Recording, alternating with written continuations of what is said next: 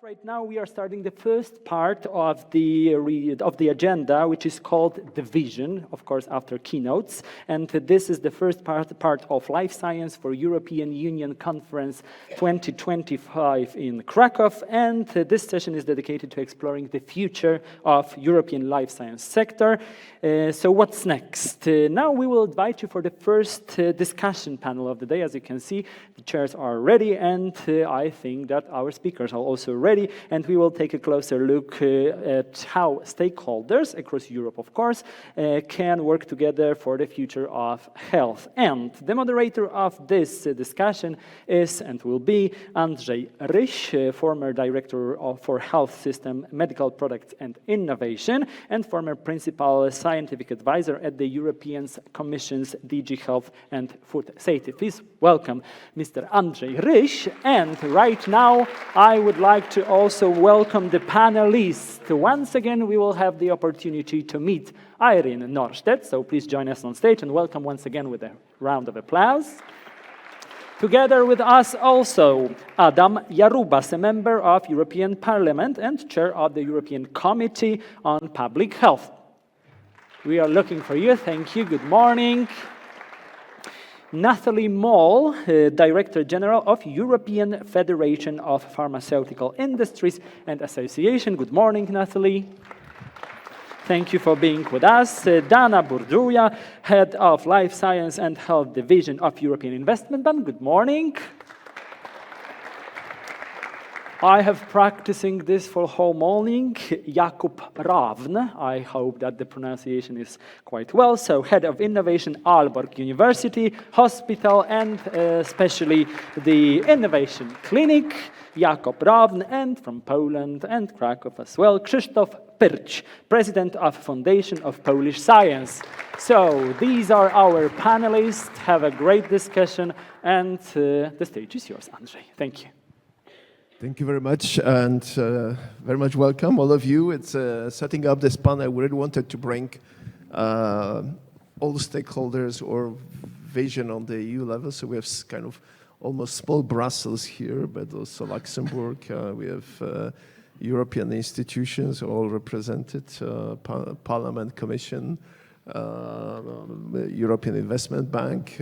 We also invited, as you can see, Natalie, who is representing FPI and in the pharma industry side, and also welcome the representative of the next presidency. Danish presidency is already prepared for the taking over from Poland.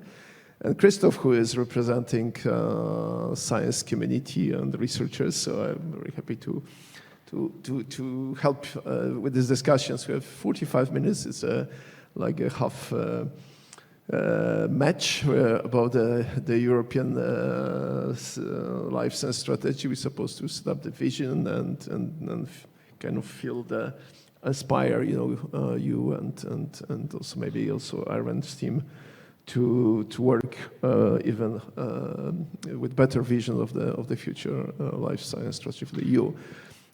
Adam, you are the first chair of the first Health Committee in the history of European Parliament. It was a very interesting exercise. I first congratulate, and also I'm proud that we have the Polish MP who is the first chair of this important committee. I'm saying this as the one who spent 19 years in Brussels in health policy making, and I think it's also showing that after post-COVID era, the health is still important topic. And you have number of I'm sure that you started just a few months ago, and maybe you can tell us if you see this development, but also in health, there are so many competitive ideas. What to do in Parliament, in your committee. Can you just pick up one issue which can kind of bridge the health and health sciences, because we are discussing today about the bridging sector. Irene told us, how life science is broad, and what is your kind of pickup of this, please? I think you have the mic somewhere. Thank you very much, ladies and gentlemen. Thank you for inviting me to Kraków. I agree. Kraków is the best place for organizing such conference due to life science sector is crucial. It's one of smart specialization in Małopolska development region's strategy. And it's the most beautiful, not only because it's part of my constituency, I'm from here, but let me focus on one thing. Yesterday, coordinators of our health committee decided about our working program for a whole term. And we are working on a new strategy. We started in 2021 with onco strategy, cardiovascular, neurodegenerative strategy, mental health. But if you allow me, I want to ask, I want to focus on health workforce crisis, because it's both the problem for health sector, but I think also for life science research, and it will continue to grow and requires coordinated action across the EU. Hence, the first own initiative of our newly established committee is the report titled Sustainable Healthcare Systems and EU Health Workforce Crisis Plan, and we will work on that with committee employment. Parliament recognizes the seriousness of the health workforce crisis in the EU in the broad sense of the word. This is evidenced by recent plenary debate with presence of Vice President Roxana Minzato, Commissioner for Employment, and also Ursula von der Leyen, President of the Commission, in her 2023 State of the Union, drew attention to the record millions of vacancies in the EU, economic losses, and unfulfilled services. In healthcare, it is often literally a matter of life and death. According to the OECD, there is a shortage, 1.2 million workers in the EU workforce, health care sector. The WHO indicates that 40% of doctors will retire in the next 5 years. The COVID pandemic has put older workers particularly at risk. The successive waves of the pandemic have overloaded, traumatized, burnt out professionals, increasing the number of early retirements of or people leaving the profession. For example, in oncology, 77 work overtime, more than half complain about overload bureaucracy. So we know we must safely use digitalization, artificial intelligence, broader support, increasing efficiently. We need more. We need to educate more medical personnel, doctors, both in terms of studies and further specialization. Coordination is needed in the EU to ensure that solving problem in one member state doesn't worsen the situation in the others. I served as a marshal of one of the Polish region for 12 years, and I want to underline the role of local and regional authorities. So I think we must listen to their voices in the discussion of the composition of health sectors. And Committee of the Region also work on that issue. I would like to end with a remark. We have been talking for a long time about critical resources in the European Union, and certainly we should say that health workforce is such crucial critical resources. Thank you very much, and I think we have seen this also on the call for evidence. You know, the mentioned by Irene, there's also the work on this, for also even the war for talents globally, and call from our president last week in Paris, come back to Europe, join back. And I think we need to, when I heard Pavel, cold shower about the different things concerning development, I think the human resources for sure is other critical factor. Irene, you mentioned the whole kind of cuisine to prepare this strategy. One area just focusing on health is the cooperation between different sectors, pharma, biotech, biopharmas. I think most probably Natalie will tell us also the concept, but also we have the digital development on AI, on this, so we have medtech industry, which is important. We have healthcare. How you are going to connect those? Do you have an idea so far? Can you give us a little bit light on what's happening now in your team? Yes, so I could spend an hour on this probably. A lot of reflections going in, and I think that indeed it's complex, but I think we can focus on kind of three main areas that really needs to be looked at and worked at. And one is, of course, to make sure we have the complete research and innovation ecosystems. That relates to the competencies and the resources, and how we also foster collaboration between these different actors to make sure that we really have the full ecosystems. I think that we have one area in Europe that we have come very far on that, and that is in rare diseases, where we have worked in partnership with all the different actors. So we have the patients, we have the scientists, we have the research infrastructures, we have the European reference networks, and now we also have industry working together. So I think that this is one of the areas we have come the furthest on in terms of that area. But I would like to focus on competences, resources, and to bring all the actors. Then, of course, we have the issues about the regulatory system, etc.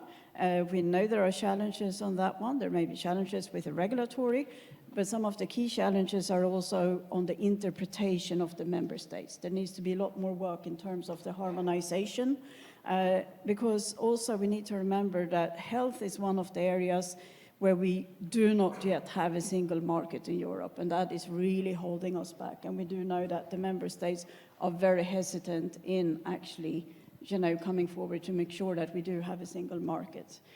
So that is one, because we do know that according to the treaty as well, the implementation of healthcare is a member state's responsibility.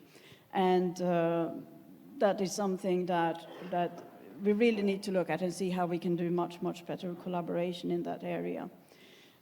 Then there is one area that we have sort of alluded to but not come into, and that is really we need to have a lot more dialogues with the citizens, because we need to have a much better understanding of citizens, what science actually brings for your everyday life, and also better discuss, the opportunities and the risks of new scientific discoveries to take away a lot of myths. We see a lot of fears in certain areas, etc., and we see what's going on in the US. We have the anti-vaccine, etc., and I think that we need to do a much better job in terms of, really discussion with citizens about science and what it actually brings, to also have a preparedness and also to have a much stronger pull kind of sense from citizens for innovations, so that you can work from both sides. Normally we work from what we call the technology push side, but we need to also come from the other side and much more societal pull side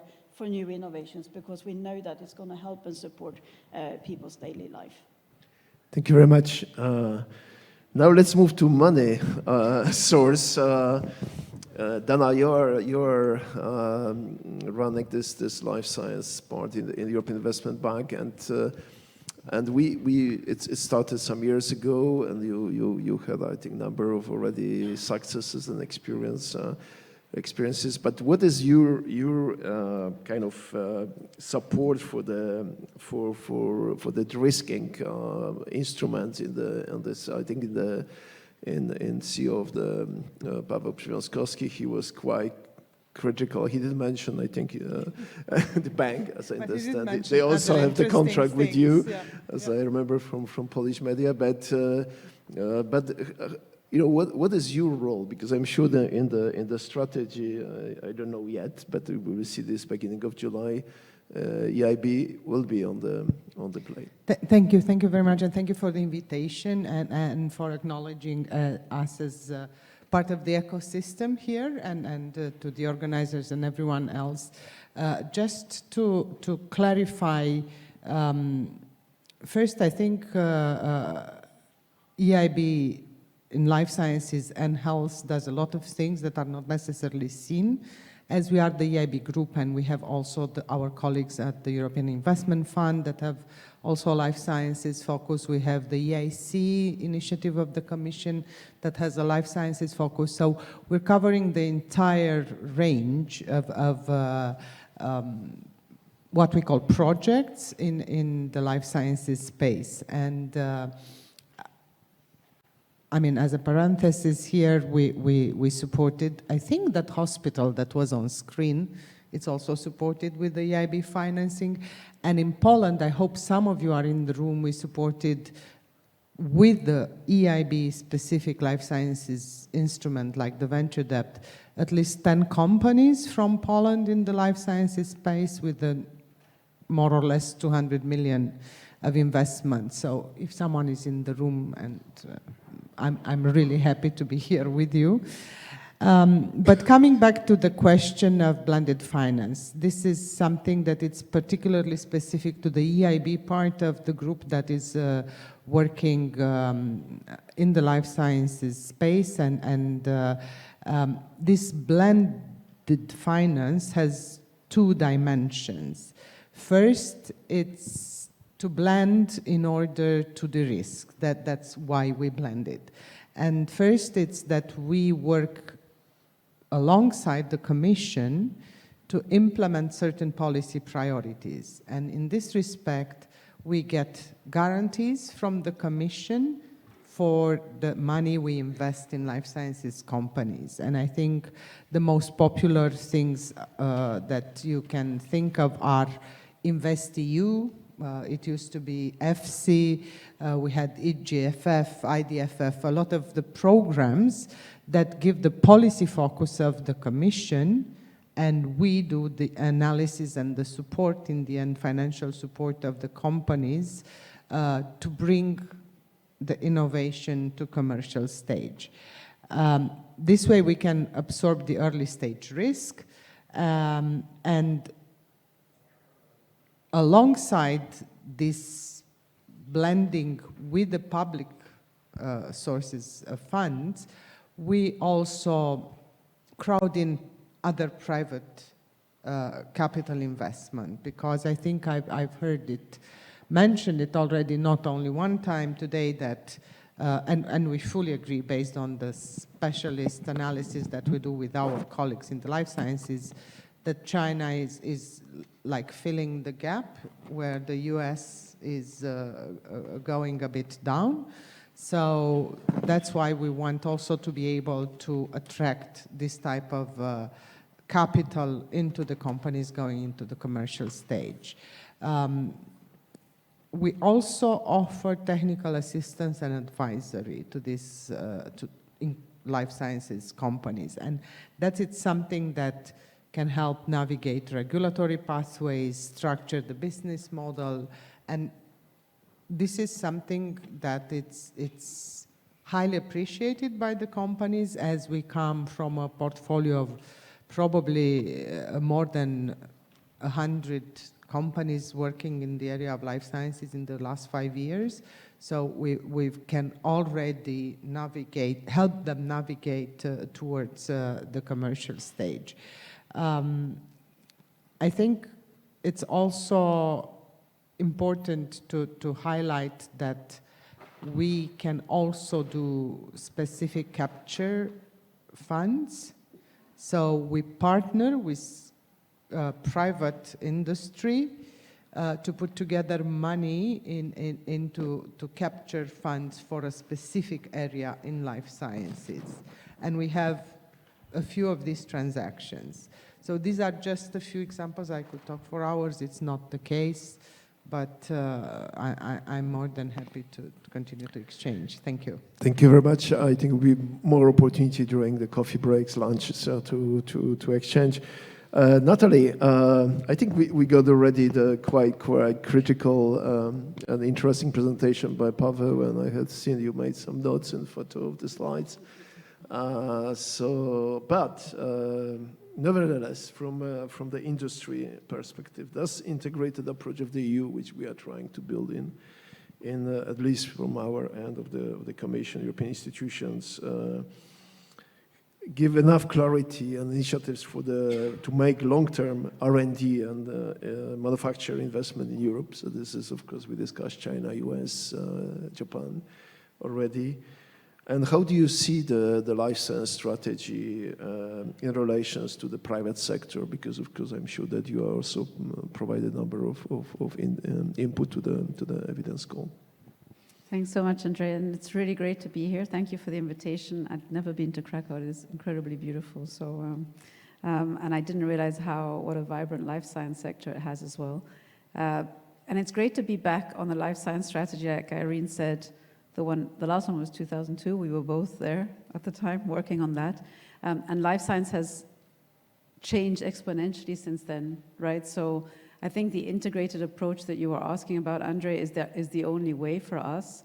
And Europe has both its strength and its weakness to be 27, right? And so it means that compared to the US or China, who are individual countries, decisions take longer, it's more complicated, you have to align, yes, but we also have an incredible resource base of expertise, and we saw that just in Poland with that slide of SMEs. That was overwhelming for me to see that.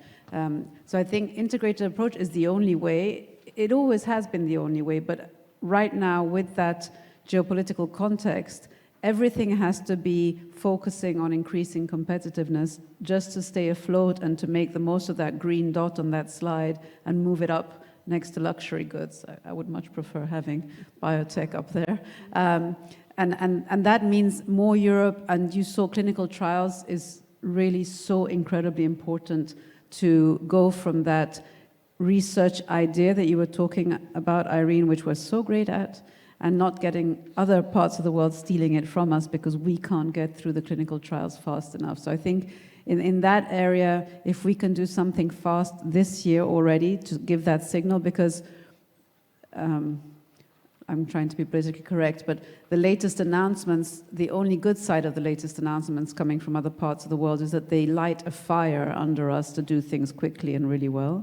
And I think on the clinical trials, we need to, we need to make sure that multi-country clinical trials, and the slide had it all, so I don't have to say anything more than that, but I think prioritize that really very seriously, and then get this pharma legislation done with the same idea, because it's a revision of something that's 20 years old. We are too slow, the technology is completely different, so we need to be the best regulatory system in the world for today, but also for the next 20 years. So that pharma legislation has to work for all the scientific developments of the next 20 years, which is going to be really hard.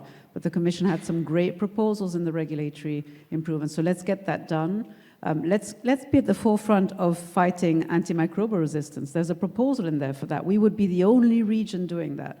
That would attract a lot of attention and a lot of science and would save patients. So let's focus on that.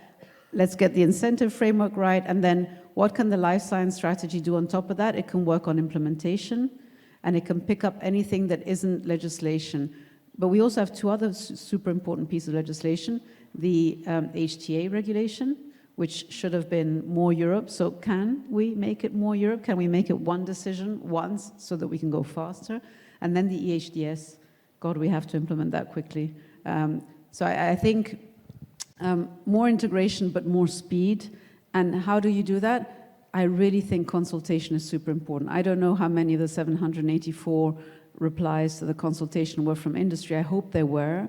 In 2002, we used to work really well in that way, very integrated. There was a lot of dialogue. Is this going to work for you, industry, small companies, big companies, medium companies? before you write things, because afterwards it's really hard and slow to get things done. So let's not be afraid of interacting with all the stakeholders who have a stake. And it doesn't mean society should not be involved, they should, but remember who needs to implement the things that are being decided. So when it's the HTA, it's the payers. When it's the pharma legislation, it's the industry. When it's the HDS, it's all that ecosystem. When it's clinical trials, it's the hospitals. So let's be a bit more in our speed, a little bit more focused on how we work, so that we can really catch up very quickly and remain attractive. Because I heard small molecules, advanced therapies, one doesn't negate the other, right? This is a patient taking 20 medicines, they won't be 20 advanced therapy products. So I think we really need to be very clear that we want to be first, and I know it's hard. God, I know, 27 countries, I have like 2 nationalities, so at least, so I know it's hard, but I think it's really, let's make the most of what we have and be very, very focused, and the life science strategy is like a beacon in that, and I'm really excited that we have a new one coming up. Thank you. Thank you.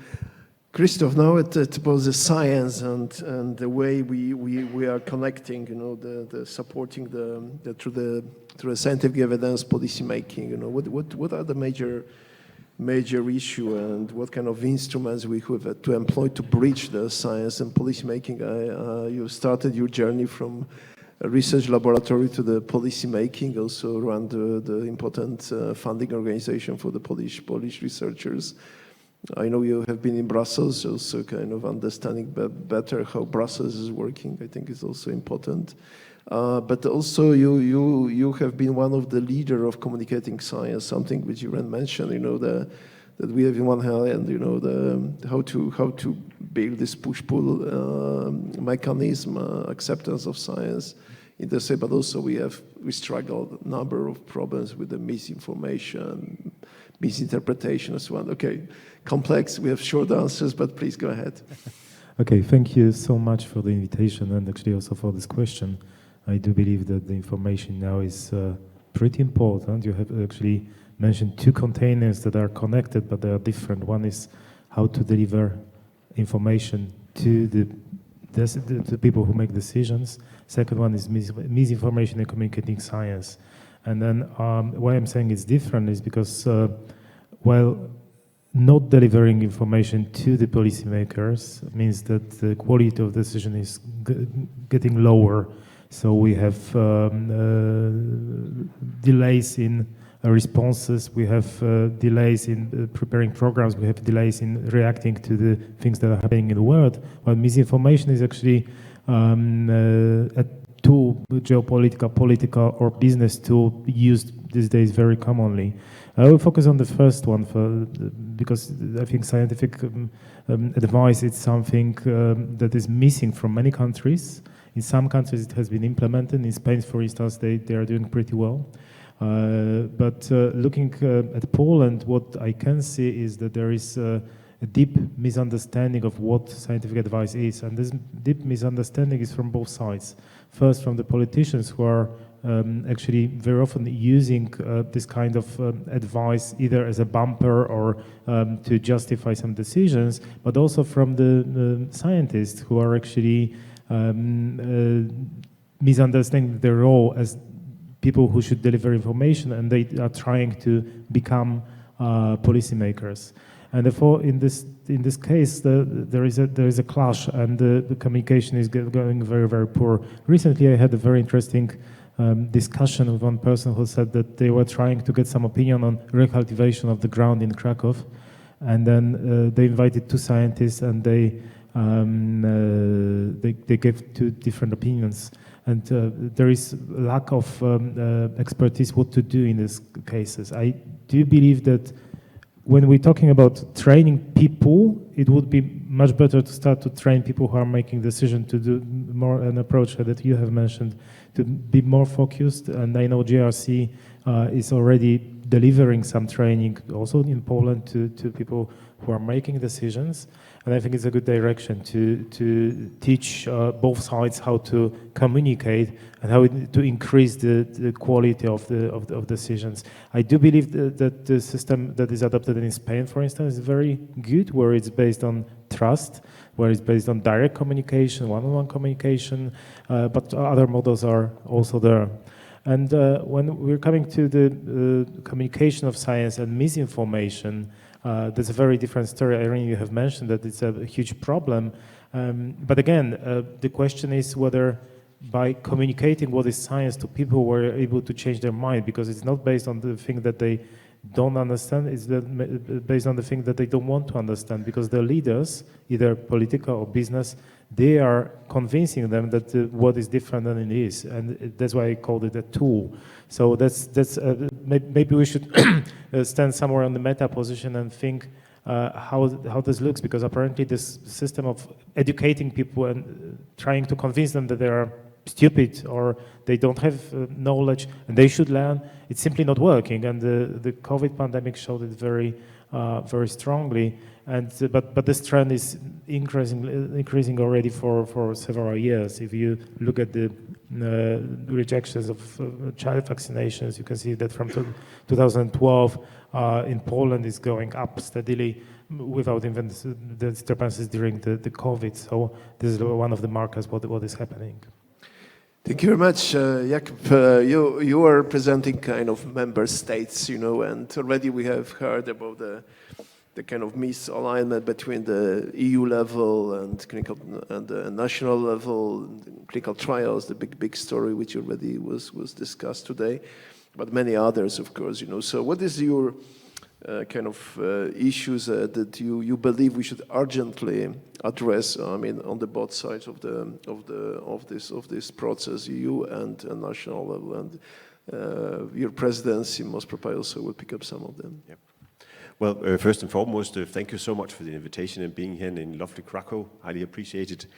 I mean, some of the touch points, we already been through that. So we still see on our operational side from a university hospital, the lengthy and complex approval processes.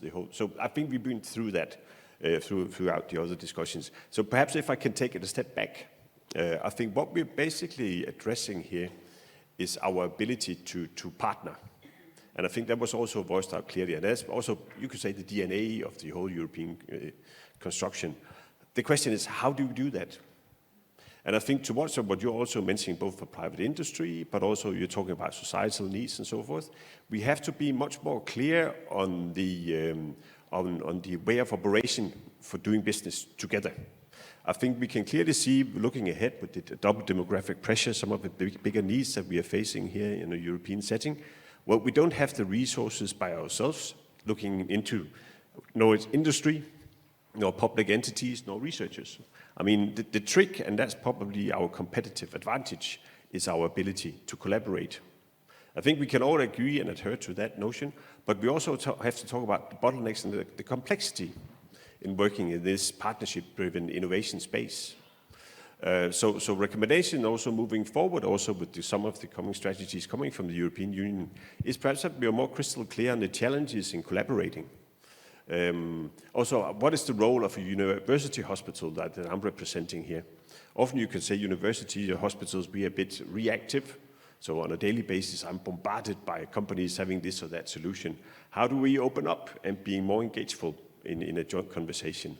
Vice versa, how can we ensure the private sector is much better and much better aligned to the societal needs that we're facing, being one? So having that kind of a conversation, I think that's really key. And to me, that should be kind of integrated in the DNA also for the coming European strategies. And then moving on beyond that, the complexity, I often, and I know somebody will kick my leg during coffee, I often argue technology is the easy side of it.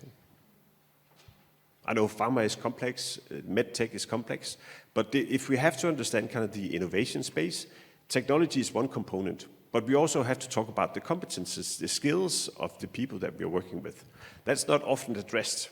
We have to talk about the regulatory framework, and it differs also depending on the country. We have to talk about the financing modalities. How do we ensure that we have the financing in place? We have to talk about culture, ethics, and so forth. So to me, when we are talking about innovation, health innovation, we have to understand the complexity and understand on both sides, or all sides, so to speak, we have a role to play, but we also have some bottlenecks. So I think taking a step back, that will probably be my advice coming kind of from the daily operational side of it, because otherwise we have some very odd conversations. And companies are getting frustrated that we're not just buying whatever stuff they're coming with, and we say, why don't you understand the complexity we're working with? So it's an odd dialogue. So we have to level the plane moving forward if we want to get into this space. Thank you very much. You know, it's, of course, in this ecosystem, we have skills for ethic committees to do kind of quick, good assessments, especially in the technology field, which is unknown or just emerging. We have competence of digital skills. We have the competence of sergeant to use robotics or to even to work together. This is yeah, it's great. You know, this is very much connected also to Adam's point. We have 15 minutes, you know, so if there one more round of questions to you, and please with the short answers. Adam, so the connecting you to this world of the digital, because you mentioned, I think also Jakub mentioned this issue, and this is on your, I think, on your agenda as well. The European Parliament did a great job to push the European data space negotiations. We are already there. The digital compass is presented. So what is your pickup as sound in the European Parliament on this issue, on digitalization and health? Last term in the Parliament, we had two pillars, European Green Deal transformation, legislation related to that, and digital transformation. According to Bruegel think tank, the European Union adopted 68 regulations within digital transformation. AI Act, first of all, we wanted to ensure the predictability and legal certainty, but I know that you, Andrzej, you were deeply engaged in European health data space regulation. It is crucial, and I want to underline that Polish presidency deserves applause for finalizing this work. We want health data to follow the patient safely in the European Union with freedom of movement for citizens to improve access to health services regardless where we are in the European Union. We hope that it should help in cross-border health services. We want to renew this legislation. We hope that this will help achieve deeper coordination between member states and European reference network to implement better to national health systems. A separate issue is the importance of a broader pool of data for life science research, for example, for progress in the field of rare disease, where a lack of data hampers progress. This could enable broader training and use of AI to advance research or optimize resource utilizations. I want to underline one thing, because my team recently familiarized with a very interesting thing. I mean digital twins of organisms, including human systems that allow for digital modeling of the functioning of organism. Representatives of this project are today with us. I mean, Professor Elizabeth Jerris from Catholic University Hospital in Leuven and University of Liège, who are working together with Polish Center for Computational Medicine's SANO. In the EU, we have already a digital twin of the Earth. I think, imagine how much we can get if you be able to modeling of the human body and their facility. It can also be a very good way of utilization of EU Human Brain Project, in which EU has invested around 1 billion over the last decade. So we have a lot of examples when the digitalization can optimize processes, facilitate scientists' research, and I think sometimes someone is saying that the regulation in digital area went so far, but generally I think we are the first continent where we give this regulation to increase certainty and predictability. Thank you, and also kind of coming back to the continuing regulation, because I was one of those who was co-creating this regulation, but we have complex package of pharma, we have the new regulation in substance of human origins, which we have also the HTA already mentioned today by Natalie, and we have European data space. And how in this concept of life science you will support the coherence of implementation, and maybe one word about public-private partnership. Yeah, thank you. So indeed, there are a lot of new things that has come and also are in pipeline. And I think it has already been alluded to that, we have one EU, one union, but 27 countries that will implement. And it's really important with the harmonization and to help providing guidelines and to really make sure that they are implemented in the same way in the different countries. It's one of the challenges we have with many legislations in Europe right now, and that we suffer from scientific side, but I know also from the industry side. So that's something that we absolutely need to focus on to make sure that we have a good and rapid uptake and implementation of harmonized way of these new. We have a fantastic tool in terms of our partnership, IHI, the Innovative Health Initiative, where from the Commission are partnering with all the health industries, the different health sectors, and where we have started also to go into the area of regulatory sandboxes, which I think is a fantastic tool that we should explore much more how we can go forward with. Also because we know that it takes a long time to develop a new regulatory sort of piece or framework and for it to be implemented. And by the time we come to implementation, science has moved on. Something new is coming up that wasn't foreseen. So I think that we should look much more into that. Our regulatory sandboxes we already have started in IHI, and I think we should go much further on that one and see how we can explore a little bit for the future. We also do a lot of work in terms of regulatory science in general, also in view of looking at what is coming, what is there, and also what is needed for the future, which is really important. And we work very closely with our colleagues also in European medicines agencies, and also in our partnership and also in our collaborative research. We are trying to explore a lot more in terms of the regulatory science and regulatory sandboxes. Thank you. Dana, shortly, I know the question is tough. How do you, in your assessment, able to kind of also focus on issues like health outcome, sustainability, green transition, digital transition? It's a good prescription in 1 minute. Or 2 minutes? Okay, that's so much better. It works or not, because companies are struggling also with this new approach. Since forever at the EIB, we used to do both the financial and the economic analysis in support of our recommendations for financing of different projects.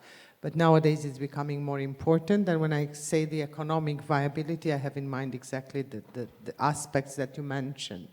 And I think recently the bank has been driven, and it's reflected directly on the life sciences by the competitiveness. Our division sits in the Innovation and Competitiveness Department, but we're looking at resilience, autonomy, and also at scale up, because that's where I think we're bleeding a lot of the companies.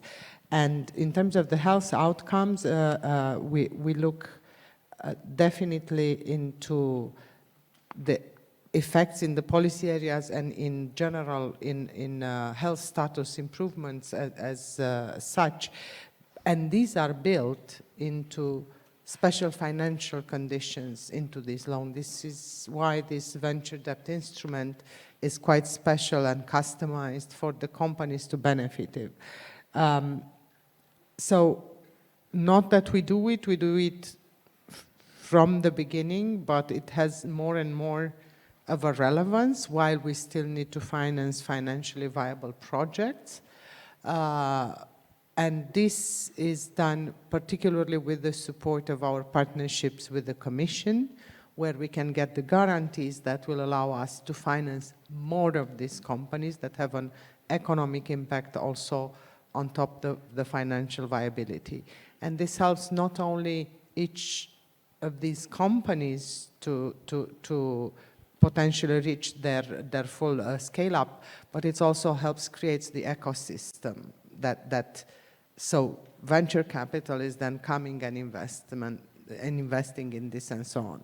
And last but not least, I just wanted to also highlight that Irene had a very nice slide, 6, 7, 8, I don't remember, with the pieces of legislation that touch on the life sciences. When you couple it with the 27 countries that have to implement it, I think that's indeed part of the issue, and that's why you have the 4 years for putting something in place. But we'll be more than happy to show you that at the EIB we can do it in 6 to 9 months, but only if we have the foundation laid by the regulation and the foundation laid by the presence of the ecosystem and the market from fundamental research to the pure commercialization. Thank you. Thank you, Natalie. It's the issues coming back and forth about the ambition of the EU, complex legislations. We developed negotiation, Adam said, for many years, we got results. And now implementation is coming, pharma package still under negotiation, but the European data space is already there. Sometimes I heard, okay, 4 years for implementation is too much, too little. So how do you see this link between the implementation of the negotiation agreement on the top level of the EU and then going 27, and what are the risks? Excuse me for interrupting. Unfortunately, I need to be a human time alert. We are out of time, but of course you can continue. Okay, we'll get 1 minute per person. One and a half, no problem, not at all. So I think we should all think like Dana, to be honest. That would be my answer. In the sense that in this current climate, with the attractiveness of our sector for all other regions, I'm going to be really politically correct, we need to think like an investor and think, what do I need to invest here and make those changes very visible and very fast? So all those pieces of legislation, we haven't talked about environmental legislation, that touch our sector but maybe were not created with that in mind, have a huge impact. If you're an investor and you look at the research part and the marketing part, is this going to work? God, it doesn't look like it. Maybe it will work somewhere else. That would be all I'd say. Just take a completely different perspective right now because we have to, because of the pressure. And I know it's negative, but it's the reality right now, and make the changes very visible and tangible quickly so that we become the most attractive environment for investment and then everything that follows from investment. Thank you. And Christoph, from your journey from Brussels and working here, what will be you call to the strategy? What would you like to get to help you with the national policy in the area of research? Actually, when we're talking about funding research, the policy for research, that would be to stop with the risk aversion, because that's something that is actually killing the innovation, I believe, in Poland and in Europe. When I'm talking to venture, when I'm talking to NCBR, when I'm talking to even basic science funding agencies, the first thing is I have to convince them that there is no risk. If there is no risk, this should not be funded by public money. And that's something that we should understand, because that's not understood at all. If I have to write a project and then I have to write for 5 years, and then I know what I will be doing in 5 years from now, it means it's not a scientific project and it shouldn't be funded by public money. So the risk aversion, to stop risk aversion, to allow pivots during the project. I'm talking about different levels of project, including the startups and even further. On top of that, think about what Irene has been saying, so how to align policies in different countries with the European policy, because that is killing the gravity centers, killing the critical mass, and we don't have this critical mass needed to actually be competitive as compared to US. Over. Thank you. And Jacob, last point for you. Very, very short. You passed the Danish, the current strategy, LifeScience strategy towards 2030. Good tips for Iran's team. What should be the learning from Danish experience? From the Danish experience, I think there's a few. On the one hand, we have to get, for instance, Trial Nation, being quite a prominent initiative in getting private sector on board for actually conducting trials fast and easy. So I think there's some lessons learned from there. And then we had the life science strategy, and it's basically pointing on the need for building an ecosystem. So a bit the same as we are discussing here. But I think if it's of interest, going to the details, because it points out also to some of the bottlenecks. And one that might be needed pointing out is the incentive structure for actually researchers joining into innovation projects, having hospital clinicians joining into an innovation projects and so forth. So it's also a lot about the incentive structure and that we need to address here for the coming years. But I think overall terms, let's focus on this as an ecosystem. So rather than doing silo thinking, actually making sure that we understand the flow and what are the roles and responsibilities throughout this session. And I think also a call out from my side is really that we have to engage in a proactive manner. I mean, sometimes we can be a bit reacting, pointing fingers at somebody else. I think if we manage to get into the room, and perhaps as was from the opening remarks, when we meet, we change the world. I mean, that underlying principle, if we can squeeze that in as the DNA for the future strategies, I think we can move quite fast also. That's at least the lessons learned from the Danish society. So thank you very much. I think we can close with an applause for my panel, and thank you. Yes, of course. Thank you. Thank you for all panelists. They are still here. Life Science for European Union 2025. I saw that Kazimierz is dancing a little bit. He personally chose this music, so this is why we are playing this jingle, and we are going to do this for all day today and tomorrow. Ladies and gentlemen, we hope that the rest of the participants will join us briefly, but we are ready to start next part of the conference, and this is a new format, not having been taken right now since the morning. This is a 15-minute. It is called Fireside Chat, and here is the interviewer. And who are you going to talk with? I would say the CEO from the future, even say, or visionary CEOs. This is Mariusz Monsior, CEO of the company, which is called Consonance. Please welcome Mariusz. This is Kazimierz. If you don't know this guy, you should. You really should know this guy. Since Kazimierz Murzyn, Managing Director of LifeScience Kraków Klaster Initiative, and as well President of LifeScience Kraków Klaster Foundation. The stage is yours. Let's sit. Yes. Thanks. And please welcome me with the applause. Thank you.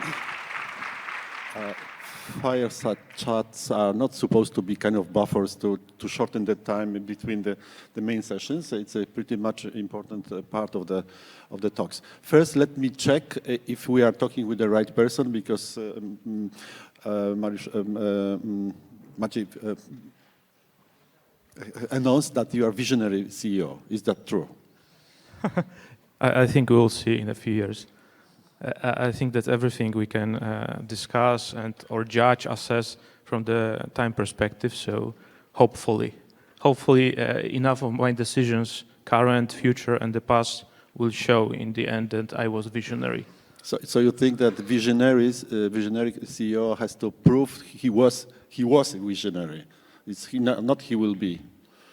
Well, there is a truth of television and the real truth. So. Truth of television, I could come here in a black sweater or blouse and told you how smart I am, what I see in the future and so on, but it doesn't work like this. So reality is that everybody struggles, try to make the best decisions with limited knowledge, limited information they have, and hope for the best. And optimistic element of this is that enough innovators, people of science, of technology working in startups manage to have success in the end. So I believe that there is also a method into this, but not so flashy that you can show that I was this vision, I strictly stay by it, but by having strong commitment, strategy, being open-minded. And in the end, we can say that somebody was this visionary, really. Okay, so very quickly about your company. What you have envisioned so far? Sure. So I'm, let's say, somebody who is helping also with vision. So Consonance, existing for 10 years right now, is working and helping with medtech innovation. So we act as a R&D studio, helping with research development concerning medical devices, especially active medical devices, electronic engineering, computer science, data science, machine learning, regulatory stuff concerning preparation of the documentation, the right approach to the market, then transfer to manufacturing, and we also act as a manufacturing site for our clients. We are working mostly for startups, sometimes for bigger organizations, but mostly or only with innovative products. So if nothing exists, if it is hard, it is exactly the project that we want to be involved with. Okay, thank you. 10 years, it's enough to say that you did make mistake and you should do something else, or you want to continue. So first question, very quickly, you have heard about this discussion before, and also the keynotes about the strategies, about the future. And the question is actually, can you share a recent strategic decision that reflects your commitment to aligning cutting-edge science with Europe's evolving public health priorities? Do you care about public priorities? Well, to give you very straight and direct answers, I don't care so much. I don't think that anybody cares really. So still, I don't say it is not important. It is, but retrospectively. So it gives us a lot of understanding what changed and what we can expect.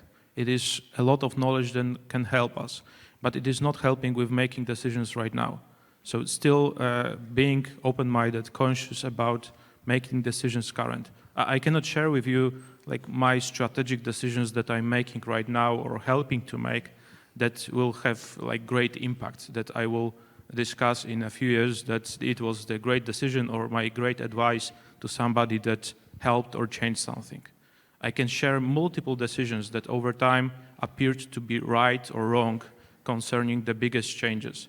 And the biggest changes or environment that we have, it's always caused by expected events and unexpected events. So healthcare, we are working basically in healthcare, life science, medtech, biotech, is quite stable.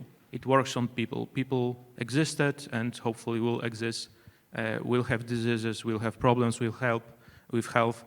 The whole structure around healthcare, so regulatory stuff, reimbursement, is quite stable. I think that nobody expects that something will change dramatically in a year. But there are also unexpected changes. So unexpected changes was first 6 years ago announcement of MDR, then introduction of the MDR. Brexit was quite big change, especially for people in UK. The pandemics was huge change. The war in Ukraine and the impact of our closest proximity and investment decisions were impactful. Right now, the change of the trade policies in the US are impactful. So it is very hard to tell even. We can spend whole discussion, whole conference on deciding what will be the biggest element or the most driving factor next year in the healthcare. And I think that we'll leave this conference and everybody will have different decision or not knowing at all. So still, I think that right now, everybody needs to make a decision or stay open-minded. And past decisions, well, I can talk more about them, but still, you have some kind of strategy. How far? Yeah, so I think it is constant strategy. So for me, one of the, in the time it was small decision, but it is still impactful, that we do medtech. So my background was academia. I was working as a researcher at the AGH University, mostly in machine learning, signal processing. So it appeared in some moment that medtech is interesting for me, for my closest proximity friends, that we started the company, still being at the university. And the first project that came to us from thin air, basically, was medtech startup. It was Kraków, startup from Kraków, CTG device for mobile CTG device. So it was by chance, but that was our decision to look for another project exactly in the medtech. While it was interesting, while we already learned a little bit about regulations and were willing to learn more. And apparently this was quite big strategic decisions and the correct one. So for us, being very focused only on medtech, so not going into biotech, general devices, hardware, electronics, and so on, we can do this. We have great team, great engineers who can do basically everything, but our strong focus was this one. So I think this was the biggest strategic decision over time that shaped Consonance and my work career. But over the time, did you crash with the other strategies, especially national or European, as regards the supporting or development or results of innovations, impacting innovations in healthcare? Sure. So I think the biggest impact is not coming directly from healthcare. So working for startups and innovators from universities, I think the biggest impact that is created in Europe comes from the European research grants, both on the national level and European level. So EIC, EIT, in Poland, National Center for Research and Development. So this is impactful because for innovation you need smart people and money, basically, and a lot of luck. Resources. Yeah, so people we have here, so we can still do more, put more attention to education, to STEM fields, but money is scarce, so everywhere. In Europe, we need to do blend finance of private and public funds. So I think for most of the startups, most innovation, and also for me, basically, I need to know how this system works to predict better what our clients, our partners, startups, what we can do with it, how it works. So how works the EIC grants. I'm also a mentor and expert in EIC. We as a company work as an EIC partner, one of, I think, 2 or 3 organizations from Poland that has like full support for R&D research in the medtech field. So understanding these elements on the European level is very important. We are working in highly regulated areas, so there is MDR and IVDR, both regulations concerning medical devices and in vitro diagnostic devices. So knowledge of this, knowledge of the all regulatory aspects of standards concerning the development of medical devices is super important. So obviously it has huge impact, but still it requires much, it is not directly like these regulations or this general knowledge is not impacting decisions directly. There is much more into this. Okay, because time is precious, I will skip the one question and I will ask you the final one, because it's very interesting to have your vision, because you are visionary, CEO. What kind of bold changes Europe has to make in the near future in order to allow companies like you and startups you are supporting? And I noticed that you are a believer if you are being entrepreneur and at the same time the consultant, the expert in EIC. So you understand it from the outside and inside. So what kind of bold decision you think it should be made across the Europe? But I'm asking about the bold decisions, kind of visionary decisions, maybe that will help the industry to progress and to develop. Yeah, so I think there is multiple areas. So I think I'm not sure if this is a bold decision, but I think that even thinking in the matter of bold decisions, big decisions, or we can do something with one strict solution and solve all the problems. It doesn't work like this. So this is a systemic approach is needed. It is not like flashy answer. I'm sure that some politicians would make better answers that will be more compelling, but still we don't need bold decisions.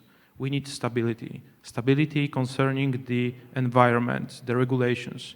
I think the exactly the same amount of attention put into writing regulations should be put into not writing regulations. Because regulations, I'm maybe not a fan, but I understand that necessary of the regulations.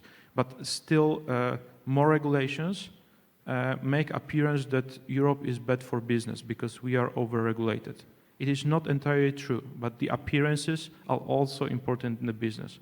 So I think that making less or maybe making more on the more basic level might be necessary. So focus more on the education, on the high school education, pushing more mathematics, physics, biology into high school, into higher education. Maybe limit other types of educations. This is important. Bringing more money from outside Poland, so from Europe and also from outside of Europe. Investments. Investments will happen if the environment, regulatory environment, legal environment will be more stable. So I'm absolutely sure I'm a fan of European Union, Europeans, and I believe that we have very strong sides here, especially people and a lot of strong minds. But we still need time. And making bold decisions, trying to shorten the time that we need to get there, wherever is there, may have the opposite result. So no bold decisions, which are difficult to implement, to decide actually to make this decision, but small steps, but in the right direction. Yes, small steps, constant validation. If this small step was right, the next step. Not trying to, from the top level, over-regulate from the bottom level for CEOs like me, for innovators in startups, trying to understand all the elements, being certain, open-minded, being at peace that future is not certain, and trying to use this knowledge to better make decisions and to faster validate ideas. And I think it is general advice for everybody. So maybe not looking forward 10 years, hoping 10 years, but really focusing on now, what else I can learn right now, who I can help, how to explain this better, what next steps to do, who to communicate to, who might have also a good knowledge in what I do, and moving forward. And I believe that this is the description or advice for the bright future for us all. Okay, thank you very much. We've been talking with a visionary entrepreneur working in this area for 10 years now. And if he survived, it seems he was visionary. Okay, thank you very much. Yeah.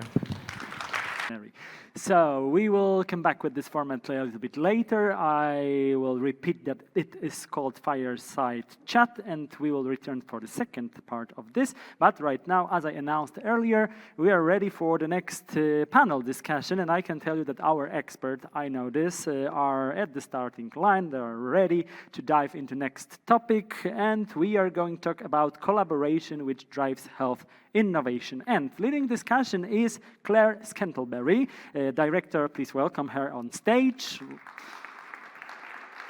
Director General of Europa Bio, Chair of International Council of Biotechnology Associations, and as well governing board member of Innovative Health Initiative. I don't know how do you do this usually on one breath. It's quite impossible, but she will, of course, speak with our experts across Europe. So please welcome our expert, Professor Maciej Małecki, Jagiellonian University Medical College Vice Rector. Huge applause, thank you. Good morning, good afternoon already. Thierry Marshall, President and Secretary General at Avicenne Alliance. Good morning, good afternoon. We are looking for Andrew Smith, Head of External Relations at Elixir Europe. Hello, good afternoon. And please welcome Magdalena Krakowiak, Director of once again, EIT Health. And this is a time for applause. And please welcome also Marco Greco, President of the European Patients Forum. We are ready to start, so the stage is yours. Thank you.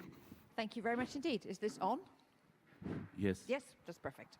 So thank you very much for joining us today. And this is an incredibly important panel because, as you know, collaboration across skills, across sectors, across cultural backgrounds is literally where the magic happens in research. We each bring amazing technical capability. Well, I don't. But we bring technical capability together and you make amazing products and processes with the understanding that you need to take basic science through to making a difference for a patient. So this is a very important panel to have, but it's also something without repeating everything that everybody has said today, we come to this panel in a very different era now. This is a different time that we discuss, even from January this year. So we are at a time where there is huge global disruption, and it's not just the imposition of tariffs and the fiscal shocks that are coming into the system. It's the fundamental reshaping of what healthcare looks like, because what happens in the US impacts what happens everywhere. And in our global capacity, we are seeing impacts on innovative partnerships, we are seeing impacts on clinical trials, we are seeing impacts on patient access to medicines, not just in the US, but globally. So as we talk here, we are in a time where uncertainty is the key word that we have. Things change on a daily basis, and there is a strong need for intellectual leadership in key areas. And I very strongly believe that the EU must step into these areas and is best placed to do so. But I think this gives us a perfect opportunity to have this conversation linked to where Europe needs to go next. And I think that might be a slightly different conversation than we would have had even just a few months ago. But I do this from my position in Europa Bio, which is the industry association that represents innovative bioindustries. So this is biotech across all sectors, and we have seen it make a difference everywhere. We are very strongly involved in developing the Biotech Act, but we work with associations and colleagues across all sectors to make sure that biotech is visible and that it is applied and it can make a difference in multiple sectors. But luckily, I have the easy job here today. I just get to ask the questions, and these guys get to do the hard work. So we will start with a really short introduction from each of our panelists. So I start with you, Maciek. My name is Maciej Malecki. I'm representing the Jagiellonian University Medical College here. I'm vice rector of the Jagiellonian University. This is the oldest academic institution in this country, founded 1364. I'm myself a physician. I work in the field of diabetes, and privately I'm also a patient with type 1 diabetes, so I have also this perspective. Thank you. Thierry. Oh, thank you, Claire. So I'm Thierry Marchal. Contrary to you, I'm a mechanical engineer by training. So I have different hats covering the different areas that you are mentioning. I'm first the chief technologist for Europe and program director for healthcare at Ansys, which is a large American company developing some software that you can use to design your car, for designing the plane or the train that you were using to come here, but also for healthcare application. So on top of that, I'm a e-health expert to the European Commission and a liaison officer to the ISO International Standard Organization.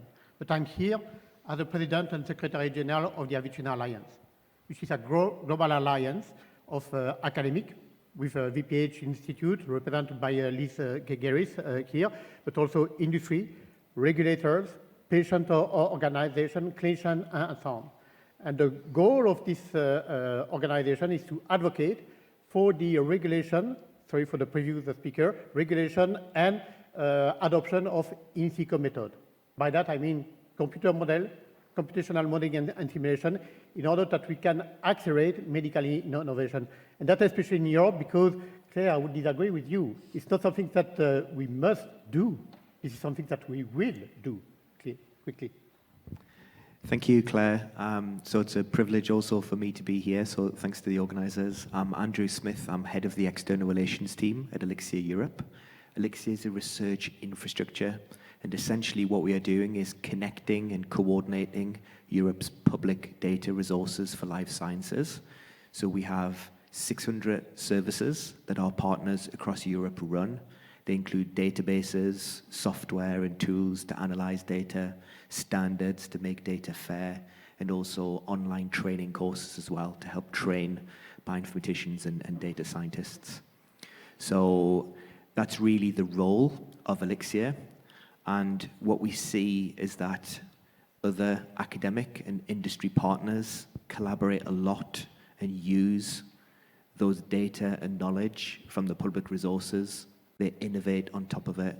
And so that's my role in this panel. I'll give you some examples later on those collaborations of how industry and other partners have innovated on top of that public data.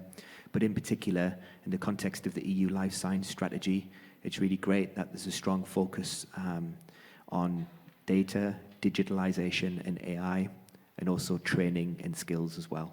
So I think that's a really good starting point. Perfect. Magda? Thank you so much. Yes, my name is Magda Krakowiak. I'm a director in the EIT Health Accelerator, meaning I'm on my daily line of work, I'm working with startups and I'm responsible for creating programs that will be supporting startup growth of startups across Europe. EIT, I'm not sure if it still requires an introduction. It's one of the instruments that the European Commission has set up back in 2008, where we have different knowledge innovation communities that are uniting hubs of innovation across Europe in specific topics. So I'm representing the one in health. We are a public-private partnership with over 100 partners, ranging the whole spectrum of life sciences, essentially, and healthcare, because our partners are healthcare systems, insurances, those are healthcare providers, including, let's say, academia, but also students and entrepreneurs. So very happy to be here. Thank you. Thanks. I'm Marco Greco. I'm the president of the European Patient Forum, and I'm also a patient myself with Crohn's disease since I was a teenager. Lawyer as a background.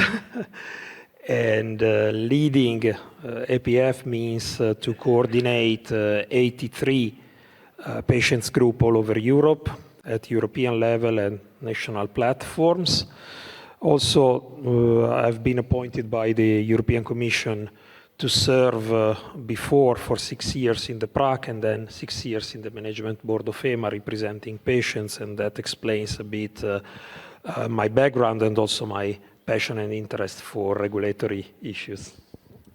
That's perfect. So we've had a really quick introduction. And what we're going to do now is a slightly deeper dive into each of the amazing collaborative worlds that we have, and then finish up with where Europe needs and will go next. So I'm going to start with our local champion, Maciek.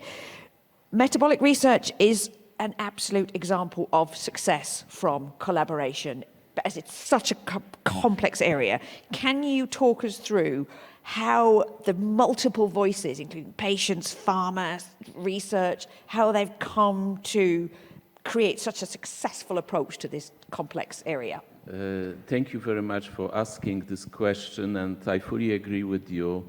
The field of diabetes and metabolic diseases is a perfect example to show an enormous progress that has been done over the last 2 or 3 decades.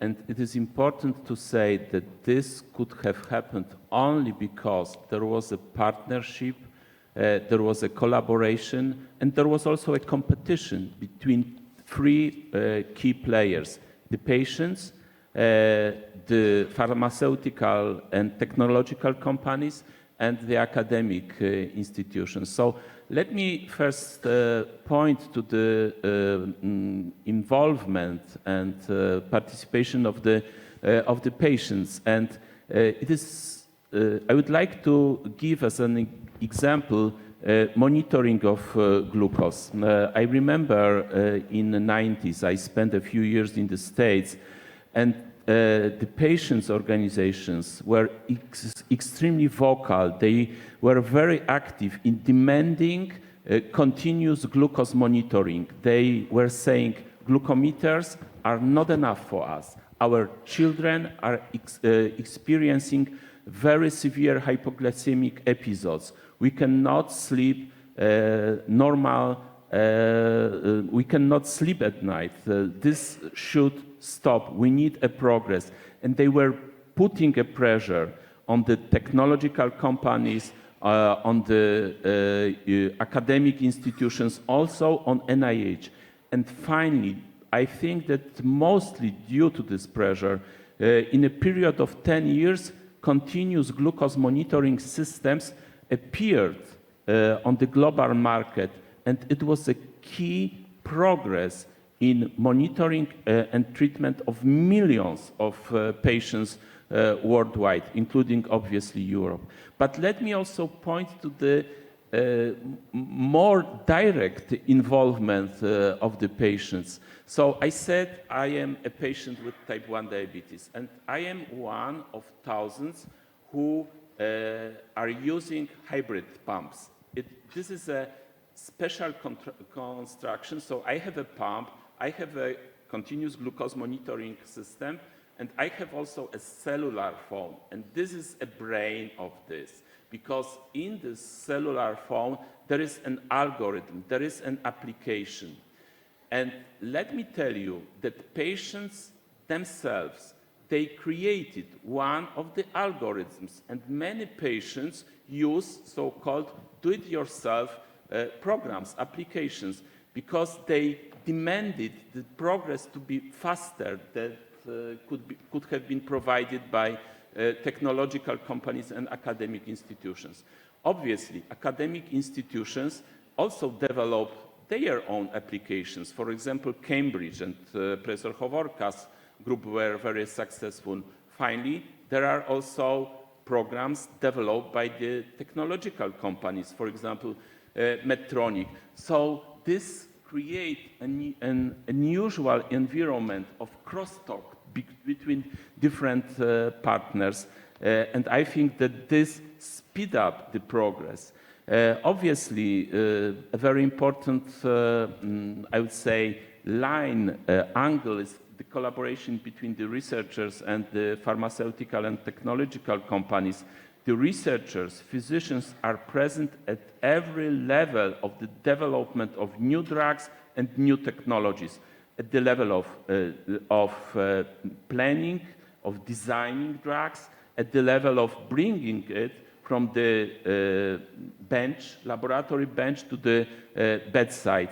This also obviously involves randomized clinical trials, researchers driven studies, etc. And coming to the end of my part, I would like also to point to one more aspect of the collaboration between the technological companies and researchers and academic people. There is a large amount of clinical data, and the pharmaceutical technological companies, they allow the academic researchers to access this, to look at this, to make a research and to publish the studies. And I was personally involved in a couple of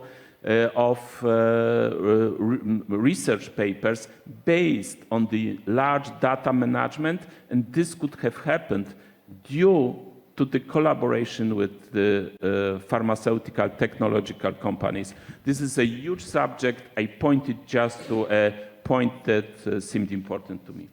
No, it's amazing to listen to this, and I love the combination of collaboration, competition, and you can see every single type of voice coming in this and making everybody go faster.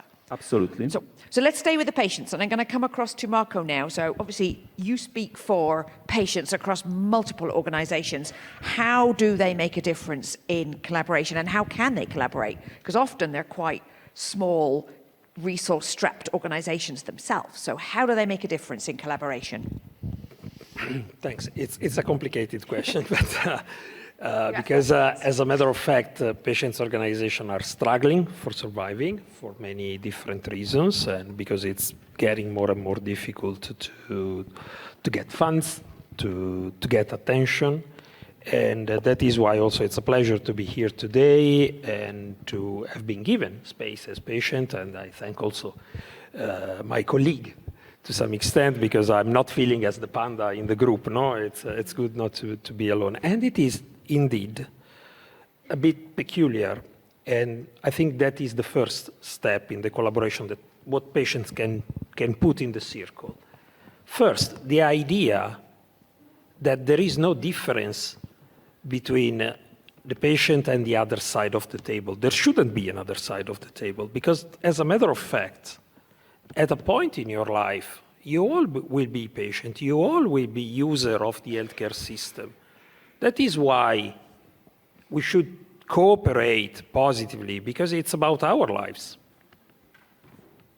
It's something that very often I don't understand, in certain meetings, when we forget to speak about patients, and when we forget to consider that we are all patients, or we will be patients, or we are relatives, parents, sons of patients.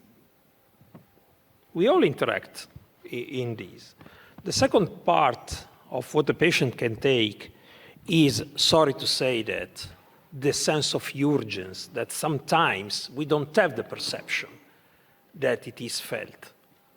There are a lot of discussions, a lot of very interesting discussion, and we want to be competitive. We should understand what it means to be competitive, because one thing is to be competitive from the economic perspective, one thing is to be competitive from the cultural perspective, one other is to be competitive in granting the possibility of surviving to our citizens. And when I read the statistics and we get to the point that we have innovation, very good innovation, very high-level innovation, because Europe is creating high-level innovation. But sometimes this doesn't reach the patient. So what is this? It is the difference between innovation and wasting resources. Because if you create something great, a fantastic drug that works well and doesn't get to the patient in the right moment for the patient, that is not innovation. We have wasted billions of euros. And that is why it is important to have the patients on board, to remind that it is urgent to take certain decisions, that it is important also to have certain sets of rules for safety, but also at the end of the day that we are talking about life. Then, of course, we can take better evidence, we can grant the quality of the regulatory procedures, we can help increasing trust. That is another essential part of the story here, because vaccination hesitancy and so on, we try to explain, we discussed before, we need to have a dialogue with the citizens. But the problem is that the citizens, very often, they are not in the position of understanding the disinvestment in the school systems. It's a problem not only because in a few years we won't be able to create technical and scientific innovation because our children are not learning science in school, but our citizens, our friends, they don't understand the difference between science and fake news. That is scaring. And we are doing a huge part of our work, and we invest a lot of our resources in this kind of information. Talking about the recent innovation also in legislation, we are here also for explaining what is the unmet need. The concept of unmet need is central in the new legislation. Who is going to define the unmet need? Believe me, it has to be a co-work there. Otherwise, once again, we will waste resources. We need to support, we need to be engaged in co-design trials, for example, and to promote, once again, patient centricity in healthcare. It's an idea that we are losing. It's an idea that will make us, otherwise, coming back 10, 15 years. We're talking about being competitive. There was one thing in which Europe was competitive, engaging with patients. That is where we were at the front line over the last 15 years, and this is disappearing. Talking about, and then it's my last point about the regulatory process, it's my big passion. Patients have been engaged more and more in the regulatory process within EMA. That has made EMA at the top level in this, in the world. all the other agencies were studying the case of EMA and how EMA was engaging with patients. And what we are doing, we are making a proposal in the council for keeping away the voting rights of patients in these committees, or reducing the representation of patients in these committees. So basically we had something in which we were the best in the world, and we are deciding to think about cutting it. But at the same time, we want to be competitive. It's a bit weird to me. No, that's a perfect and extremely well-rounded answer. I put it in a soft way, yeah? That's great, and I like the point about it needs to have an impact, because I always talk to our biotech innovators and go, you don't have a product until it makes a difference somewhere. You know, you can have all the startups you want, but if you don't actually deliver something, you haven't succeeded. But let's go move over to Andrew, because there's been some reference to, we've already talked about access to data, and Elixir has really enabled health innovation through collaboration around data. And make no mistake, data is the fuel that drives innovation. And Europe undervalues what data it has compared to other regions. And emerging regions like China know exactly how valuable data is and will do anything to get it. So how do you and Elixir enable healthcare innovation through access to data? Yeah, thanks, Claire. So I think that's right. If innovation is the end point, that will require lots of different experts to be working together. So what are the best mechanisms to bring those experts together through collaborations? And so I can maybe give an example of a few of these, because I think there are different models that these collaborations take and that Europe needs to recognize going forward as well. So there are classic project-based collaborations that happen through EU-funded projects and programs. So our partners are involved in many IHI projects, like say Cynthia, for example, a current project which is generating synthetic data for AI, but also previously funded projects, which is about, for example, the FAIR Plus project that was trying to take data that was previously inside companies or not in the public domain and try to build a recipe that allowed those data to get deposited in the public domain. And I think these are really good mechanisms to make sure that academia and research infrastructures are building services and activities that are industry standard and fit for purpose, because it's really about understanding needs. And these collaborations are a good mechanism to do that. But there's obviously a challenge because these projects end as well. And so those project-based mechanisms for collaboration are really important, but are just one of the models that can be used. Another model is something I'd like to highlight called open targets. And so this is more around business models, and it's a deeper public-private, longer-term collaboration where the European Bioinformatics Institute and the Sanger Institute, both based in Cambridge, have a deep collaboration and receive funding through many pharmaceutical companies like GSK, Pfizer. And so this is a really innovative way of thinking through how industry can also support the public resources, but how they can get access to the expertise as well. And so all of the collaboration leads to data that go into a public platform for target validation, so other scientists can access that. And industry as a funder isn't buying access to data. What they're doing is making contributions so the data go in the public domain, but also working closely with those database developers as well. So I think that's a really nice model that can be useful to explore. And then another example would be AlphaFold. So you've probably all heard of this from the Nobel Prize. So this would be more of a collaboration that takes place on top of a database. And so it's really important to try and understand the shape, 3D structure of proteins, how they fold. And this is a very difficult challenge to be able to understand. And so DeepMind chose this problem to solve because it was of biological importance, trying to understand how it functions, how diseases develop, and how to develop drugs to treat that, but also because there was high quality data available through a database called PDBE, the Protein Data Bank for Europe. So it's actually a global collaboration. And so for over 14 years, there's been richly curated and high quality data on protein structures that have been fed into this database. And that has given the training data for the large language models that DeepMind has been able to develop as well. And so across all of these three examples, you can see how these innovations have happened on top of the public data.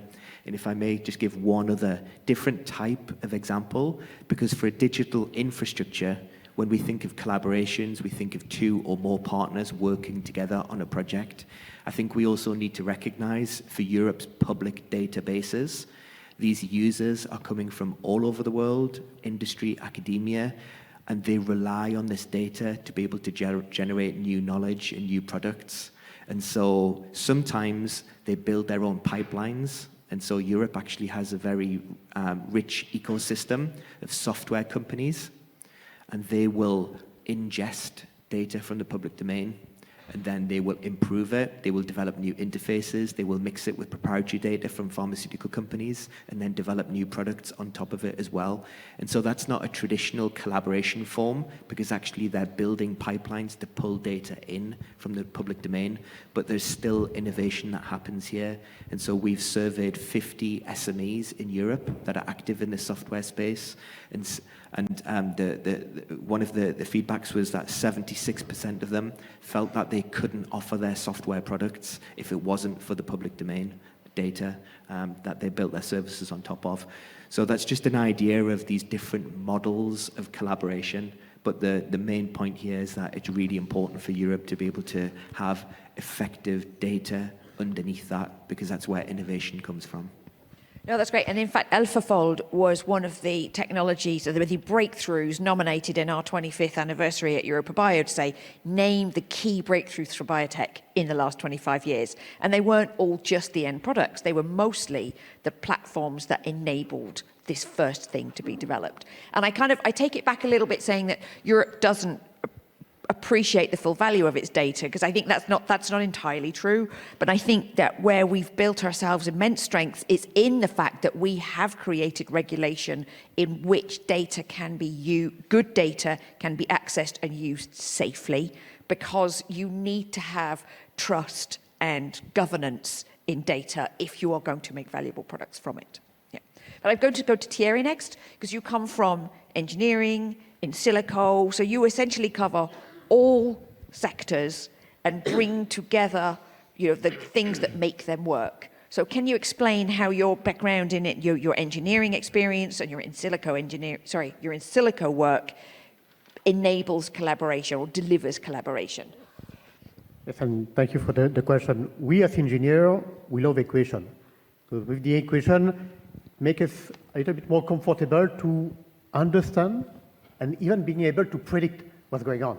For example, they've been using this kind of equation in the automotive industry, aeronautic industry, nuclear industry for 60, 70 years for now.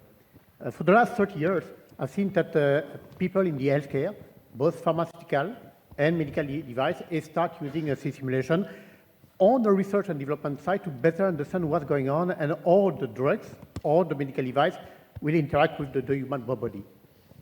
But during all this time, people were telling us, okay, well, no, I don't buy it, because the human body is so complex that there is no way to use equation to do that. Well, by the way, did you look at the airplane, the complexity of the airplane, and even the material, which is composite material with different layers and so on, that's very complex as well. And on the other hand, when people are asking us, okay, but can you model the human body down to the DNA level? No, not for the next 10, 20 years from now, but do we need that? Let me take an example, going back to Marco as well, fantastic example, I believe, from a pediatric cardiovascular surgeon, Dr. David Jorgensen, at Boston Children's Hospital.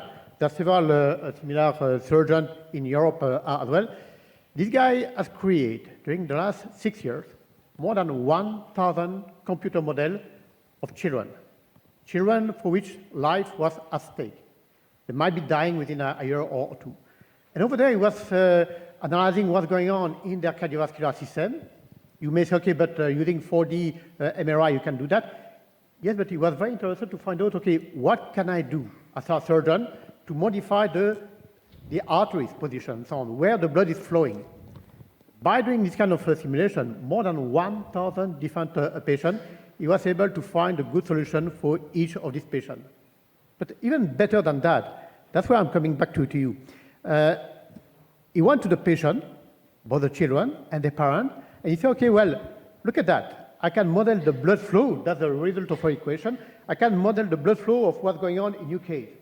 There is a very nice case where the blood flow was going in one lung, but not on the two lungs. It's okay, but I will make some small modification, and you can see that the blood flow will go in both lungs right now. And therefore, that means that you were saying this younger lady of 11 years old, now you will be able to run with your friends and all these kind of things. These people understand this point. They understand the value, possibly the children even better than the parents, because we make it affordable. We make it that this is something that they can understand. This were not equation anymore. That's the perfect example where a simplified model had a big impact. Because as you say, we don't want to create a kind of very complex model and so on. We want to take care of the patient, and here saving the life of the different patient. And we've got several patient organizations. I've got a good discussion with Martin yesterday evening, yelling, why can we not use that? The industry is also yelling, why can we not do the computer model that we are using for research and development for regulatory approval process? One of the points is that we are lagging behind a little bit in Europe. We need to make sure that we have the proper regulation. Now, I've understood the previous speaker to say, okay, well, we don't need more regulation, and maybe the word regulation is not the right word. We need guidelines. Can we use this kind of computer model, which is validated extensively? And if we can use this computer model, what is the guidance to validate the model and to report this kind of result? And if we can do that, this is opening the door. Because this morning we were talking about clinical trial. We need to defend the position of Europe. Fully agree on that. But let's not fight what is from the past. Let's consider in situ clinical trial. Before going to a few patients on the clinical trial, we can test tens of thousands of different patients to find out what's going on, and then after that, we might do some kind of clinical trial to refine that. Well, unfortunately, UK is moving in this direction. UK, they are trying to justify Brexit, maybe using healthcare, and they're trying to build right now around Manchester a big center for in situ clinical trial. If we are only focusing ourselves on the clinical trial, we are missing part of the game. That's how we can bring all this kind of engineering situation, focusing on the patient first and the clinician as well, because one of the key elements is that we as engineers, we should stop talking about equation. We need to learn the language of the patient, the clinician, the regulator, the policy maker. And at that time, we can communicate all together.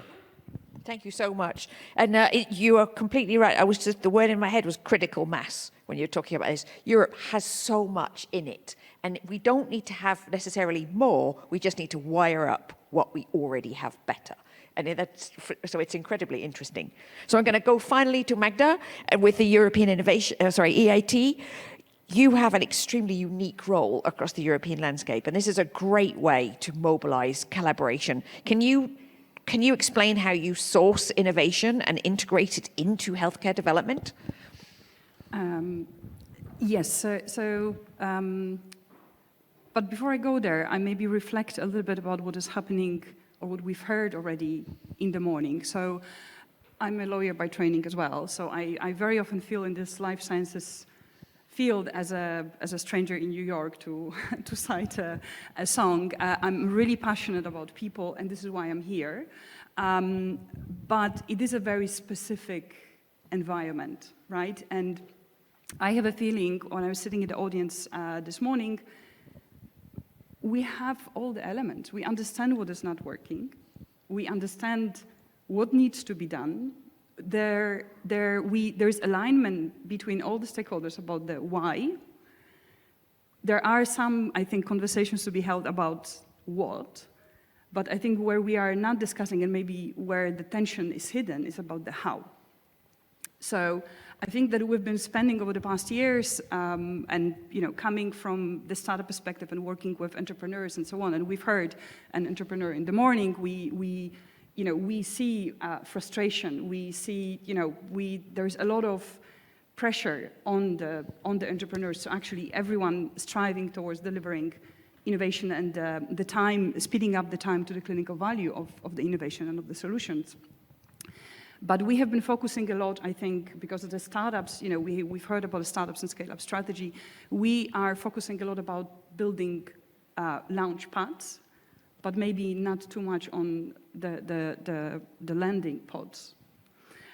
So I think that one of the biggest barriers that, you know, I see time after time, there's a lot of, you know, tech push and market pull conversations and so on. And of course, scientists are excited about, you know, expanding the human knowledge about the things, making the breakthroughs, etc. But there is a healthcare system that is barely breathing, that needs to carry the weight of actually delivering the innovations to the patients. So I think we're dealing with an ecosystem that is moving at completely different speeds. And I think, you know, in the fireside chat just before our panel, we've heard the humility of an entrepreneur saying, let's admit to each other that we don't know what the future holds. That 7 years is extremely a long time. On the other hand, we hear we need stability, we need predictability when it comes to funding, when it comes to programs and frameworks and regulation, because this is also, of course, fostering the collaboration as well. But we need to find a middle way to strike the good balance between the stability and solutions and regulations that are enabling this fast pace pivoting. I mean, we've heard a lot of keywords. I think the pivots, because innovation is not, let's say, a predictable process. So just to finish off, because I think we're very often using collaboration, we're just throwing this around, and innovation as well. Just to make it, you know, a little distinction, there is this quote of one of the co-founders of 3M, that when you take money and you generate knowledge, this is research. And when you take knowledge and you generate money, this is innovation, right? So let's just make it clear. Let's focus on this other part of the spectrum, because we are absolutely amazing in generating knowledge, but then how do we apply it and how we actually bring the clinical value we all just confirmed that we want. So let's discuss about the house, because this is, you know, when we need to meet the other perspective and the reality of the regulator, the entrepreneur, the scientist, and the clinician, the patient. And EIT? Oh, and then EIT. Well, absolutely. Well, EIT is of course one of the examples, and I think it is. I know there's a lot of conversations right now how to structure this at different levels and so on. And I think I am in love with the problem. I'm not in love with the solution. Okay. EIT, I think what it offers and has an absolutely fantastic framework. It was this long-term thinking. So creating an environment where people can really build trust and collaboration and relationships with people, so that, you know, when we would measure the health of the ecosystem after a while, I think it should be measured with how easily people can simply pick up the phone and call Kate or Jason or whomever to speak about an idea or to speak about the problem, to source information, right? So, yeah, so I think this is the long-term thinking. I agree, one-time-off projects, they are not necessarily yielding the results. Yes, again, let's fall in love with the problem, not with the concrete solutions, and let's solve it once and for all. Thanks. I love your reference to the ability to absorb innovation, because it's something that we think about. You think, something's made it to market. It's been through the EMA. Now everybody is cured. But of course, until the patient gains access to it, and not just one patient, but lots of patients. You know, Europe's often quite good at treating like a person, but in fact, what it needs to treat is all the people with that particular need. So I think that's a really great point. So we have got 11 minutes before you guys get to eat your sandwiches. So what we are going to do is have a couple of minutes now for each of our speakers to talk about what is key to the success of your collaborations and what Europe should do. And I would bear in mind the interesting times in which we live and what we might have to think about a little bit harder than we did, 3 months ago. So I go back to Maciek. So I would like first to start from defining what is a success for me. My background is medicine. So for me, a success is to see the improvement in the novel therapies and technologies that my patients have an access to see that this access is fast and wide. And I think that in terms of innovation, yes, we have success stories on the European continent. For example, Novo pharmaceutical company. This is a success story. But the fact is that, at least in my opinion, Europe is losing a competition or has a problem with the competition with the US, with the Asian countries, particularly China. So the question is what to do to survive this competition. And I will not be probably an original one, but I think that there are two key elements. One is a better funding. So in this country, we were a basket case in 80s. I remember Lech Wałęsa going to Japan in 1980, and he returned and said, okay, we'll have a second Japan in Poland. And this was considered to be an untasty, inappropriate joke at that time. But this year we caught actually Japan in many, in some, according to some methodologies, the GDP equalized. But we are not a success story in this sense, in terms of innovation. And the question is, why is that? We didn't develop a global mark over the last 30 years, in spite of the success story. And I think that one of the answers is that the funding is not an appropriate one. We spent 5% for the army, and I understand the reason for that, but we spent 1% for research. So I see a link between lack of progress in terms of innovation and the funding that we have in this country. And the second key element, in my opinion, are the regulations.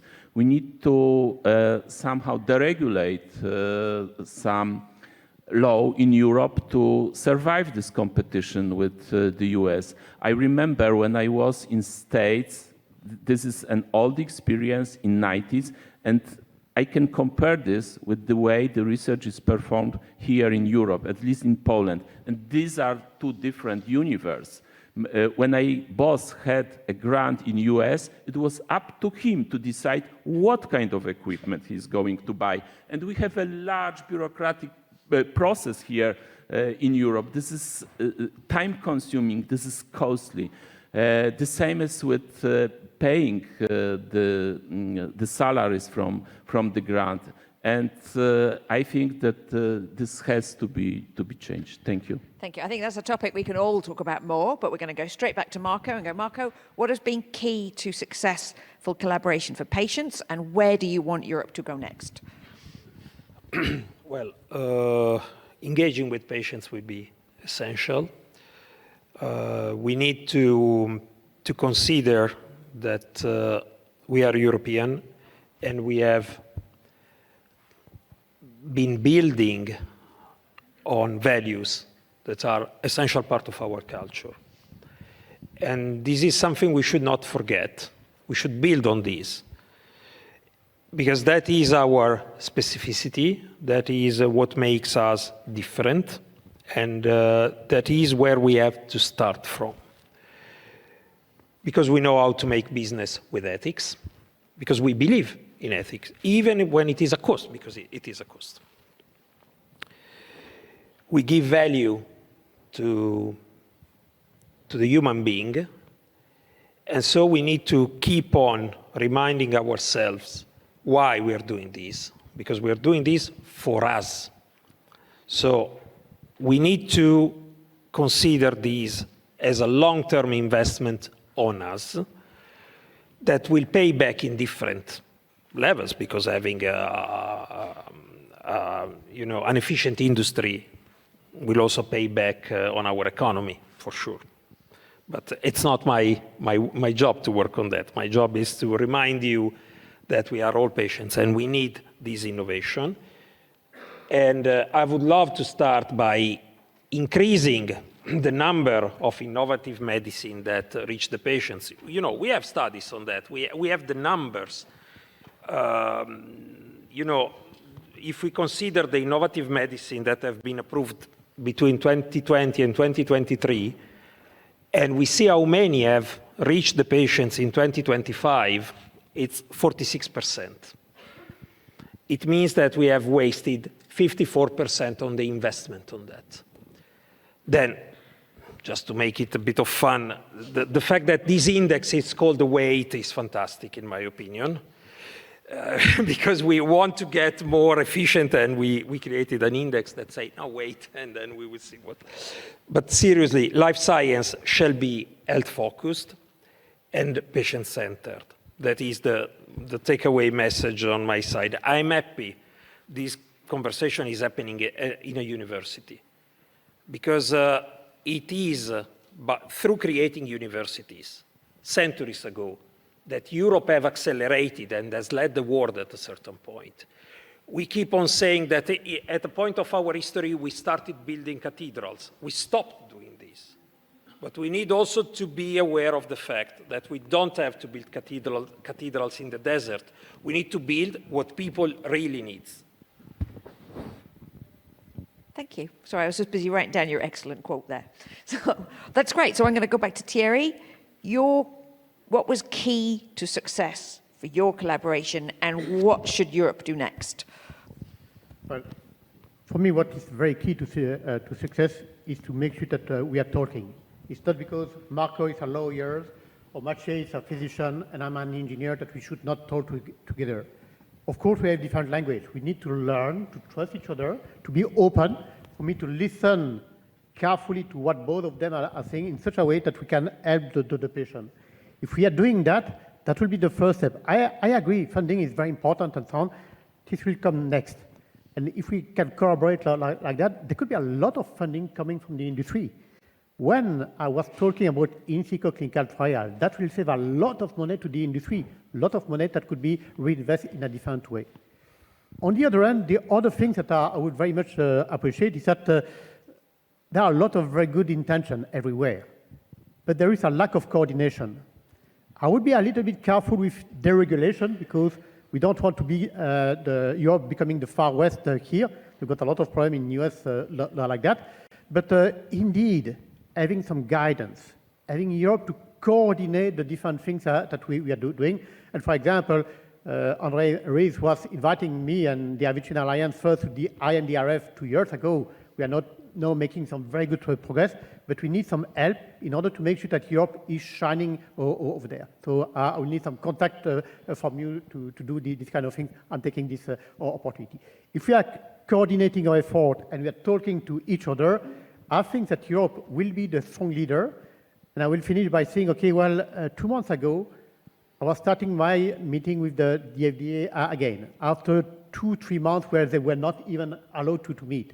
And I've got these few people from the FDA telling me about the big uncertainty that they've got in US. And I was telling them, okay, but you know, you were leading the charge for the last 10 years, and we really appreciate that. Know that you are facing uncertainty, maybe for 4 years. Europe will pick up the ball. We'll do credit to you, and we will push it further. And I can tell you that they really appreciate the fact that we were not laughing at them. To the contrary, we were recognizing them, and we were taking the leadership for that. That's what we need to do, and I do hope that Europe will push us stronger, because, by the way, we are talking a lot, but we should act, and that would be very important. Thanks very much. And I want to pick up on your point on the regulation. Indeed, when we look at biotechnology, our members, you know, our industry members do not want deregulation. They appreciate the high regulatory standards that Europe have. It's the streamlining, the ability to move through the regulatory pathway. That's the key thing. And that's totally in our hands to do. And it is already underway with the Biotech and Biomanufacturing Communication, the Biotech Act that will come. We have momentum, and I think people are super aware of it now, which is very good.